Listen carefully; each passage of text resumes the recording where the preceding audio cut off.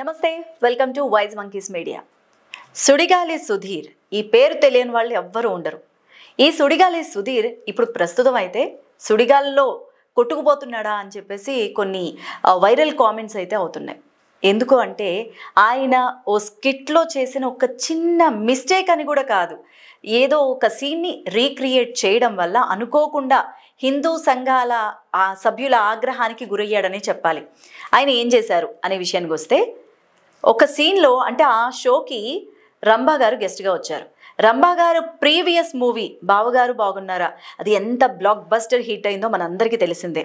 అయితే ఆ సీన్లో ఆ మూవీలో ఒక సీన్లో ఏంటంటే చిరంజీవి నంది కొమ్ముల్లోంచి, మనం శివాలయానికి వెళ్ళినప్పుడు నంది కొమ్ముల్లోంచి శివుణ్ణి చూస్తాం కదా, అలాగా రంభ కనిపిస్తుంది అనమాట. అంటే శివుణ్ణి చూస్తుంటే రంభ అటు నుంచి వస్తూ కనిపిస్తుంది.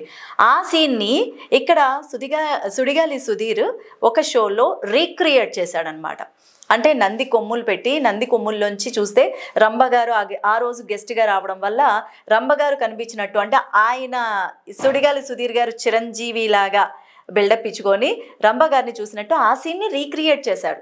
ఈ రీక్రియేట్ చేయడంతో అప్పట్లో అయితే అండి సోషల్ మీడియాలు కానీ ఇంత పబ్లిసిటీ ఏం లేదు. ఏదైనా మూవీ వస్తుందంటే ఒక మంచి ఎంటర్టైన్మెంట్ దొరికిందా, చూసామా, నవ్వుకున్నామా, హ్యాపీగా బయటకు వచ్చేసామా అనేటట్టు ఉండేది. దానిలో ఉన్న ఒక పాయింట్ని తీసుకొని రచ్చ చేసి మామూలుగా అలాంటి పరిస్థితి ఎప్పుడు మనం చూడలేదు కదా. కానీ ఇప్పుడు మాత్రం కొంతమంది విమర్శకులు అనేవాళ్ళు ఉంటున్నారు.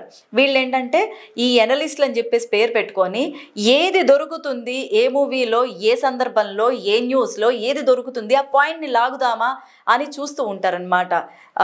ఎవరు క్రిటిసైజర్స్ అంటారు కదా వాళ్ళు, సో విమర్శకులు. సో ఇప్పుడు ఏంటంటే హిందూ సంఘాలు ఈ సిచ్యువేషన్ని కొంచెం రాద్ధాంతం చేశాయి. సుడిగాలి సుధీరు ఒక స్కిట్లో నంది కొమ్ముల్లోంచి రంభని చూడడం ఏంటి, నంది కొమ్ముల్లోంచి చూస్తే శివుణ్ణి చూడాలి. ఏ శివుడితో ఆషామాషీనా, తమాషాలు అనుకుంటున్నారా? అలాంటిది రంభని చూడడం ఏంటి, ఆవిడేమైనా దేవత అని చెప్పేసి కాంట్రవర్సీ క్రియేట్ చేసి వెంటనే సుడిగాలి సుధీరు ఈ స్కిట్ చేసినందుకు అండ్ అక్కడున్న వాళ్ళందరూ ఎంజాయ్ చేసినందుకు వాళ్ళంతా కూడా, ఆ షోలో పార్టిసిపేట్ చేసిన వాళ్ళంతా కూడా బహిరంగంగా క్షమాపణ చెప్పాలి అని ఈ హిందూ సంఘాలు ఆగ్రహాన్ని వ్యక్తం చేస్తున్నాయన్నమాట. ఇప్పుడు ఈ రచ్చలో సుడిగాలి సుధీర్ పాపం అనుకోకుండా ఎరక్కపోయి వచ్చి ఇరుక్కుపోయి అని అంటారు కదా, ఆ టైప్లో ఈ వివాదంలో ఇరుక్కున్నాడు.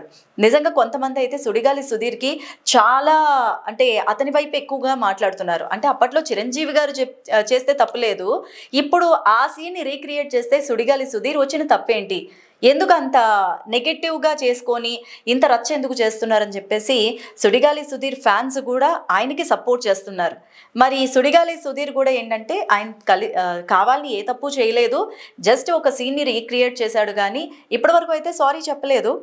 మరి బహిరంగంగా క్షమాపణ చెప్పిస్తారా హిందూ సంఘాలు అనేది మాత్రం తెలియట్లేదు. కానీ ఈ గొడవ అయితే, ఈ చిన్న వివాదం ఏ మలుపులు తిరుగుతుందో అనేది చాలామంది డిస్కస్ చేసుకుంటున్న అంశం అన్నమాట.